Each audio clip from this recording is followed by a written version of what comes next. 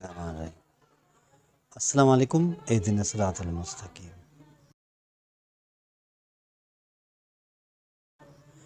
जी हाणे सियारे जी मुद जी शुरूआत आहे, पर हे उन्हनि ॾींहंनि जी ॻाल्हि आहे, 2-3 साल थी विया आहिनि हिन शइ खे। त उतां खां वेठा हुआसीं थिया त साईं जन बि उतां खां वेठा थिया त विच ते मच पियो ॿरे, चौधारी खटुनि ते बि माण्हू वेठा थिया ऐं जेको वॾो चुल्हो ठहियलु हुयो उन जे चौधारी बि माण्हू के नंढियूं नंढियूं बेंचूं हुयूं या सिर वग़ैरह खणी उन ते बाहि मां मज़ो वठी रहिया हुया। ओचितो हिकिड़ो नौजवान आयो, उन अचे साईं जन खे दांह ॾियणु शुरू कई त साईं मुंहिंजो भाउ जेको आहे एॾो ढिंगो थी वियो आहे जो हाणे मूंसां विढ़णु शुरू करे ॾिनो अथई ऐं मूंसां ठहे नथो। त साईं जन जे ॻोठ में ॾाढी इज़त कंदा हुया। त साईं जन हिकिड़े नौजवान खे चयो त वञ हिन जे भाउ खे वठी आ।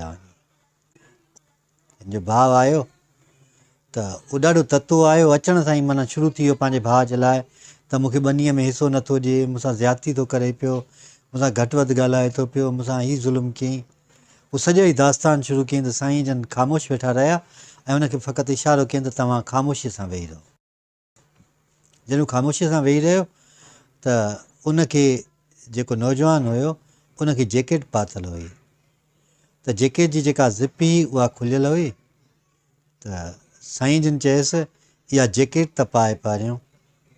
त उन जेका जैकेट हुयसि उन जी ज़िप मिलाए ऐं ज़िप खे ईअं मथे जो छिकणु लॻो त जैकेट महफ़ूज़ थींदी पई वञे ऐं हिन कंध ताईं हुन ज़िप खे छिके आयो, हुन ज़ंजीरीअ खे छिके आयो।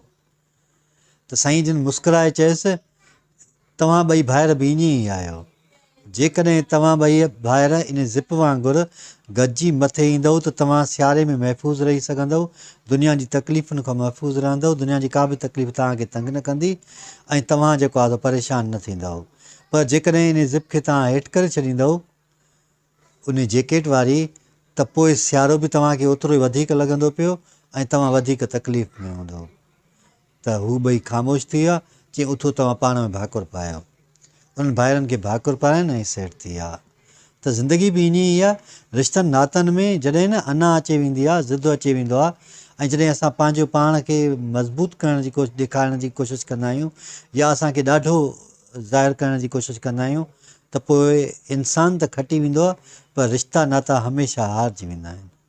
तव्हां अहिड़ा खोड़ माण्हू ॾिठा हूंदा जेके ज़हन में अॻु में ई अहिड़ी शइ प्लानिंग करे छॾींदा आहिनि, अहिड़ी शइ सोचे छॾींदा आहिनि त मूंसां जेकॾहिं हीअं कयईं त मां हीअं कंदुसि, जेकॾहिं हीअं थियो त पोइ हूअं थींदो। पोइ छा थींदो आहे त उहे केतिरे क़दुरु कामयाब बि वेंदा आहिनि ऐं कॾहिं कॾहिं नाकाम बि थींदा आहिनि।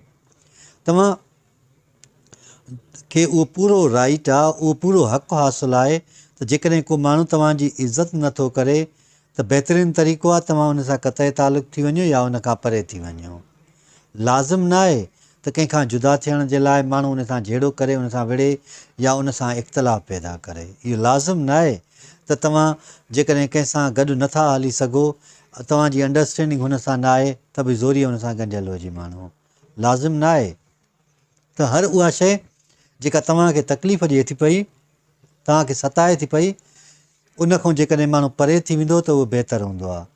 पर के रिश्ता नाता अहिड़ा हूंदा आहिनि जिन में अंडरस्टैंडिंग जो हुजणु लाज़मी हूंदो आहे ऐं जॾहिं तव्हां में अंडरस्टैंडिंग हूंदी आहे, तव्हां में सोच हूंदी आहे, जॾहिं तव्हां में शऊर हूंदो आहे त पोइ तव्हां उनखे साप जे बुनियाद ते वधीक बहितरु बणाईंदा हलंदव। हूअं बि ईअं चयो वियो आहे त जेको क़तई तालुक़ु करण वारो माण्हू हूंदो आहे उहो ज़िंदगीअ में कॾहिं बि कामयाबु नथो थी सघे, छो जो रिश्ता नाता वास्ता दोस्तियूं उहे माण्हू खे हमेशह ज़िंदगीअ में कमु ईंदियूं रहंदियूं आहिनि ऐं माण्हू हमेशह सम्झंदो रहंदो आहे त उनजा बहितरीनु नतीजा निकिरंदा। अलाह साईं असां सभिनी खे सिधो रस्तो ॾेखारे ऐं सिधे रस्ते ते हलण जी तौफ़ीक़ अता फ़रमाए।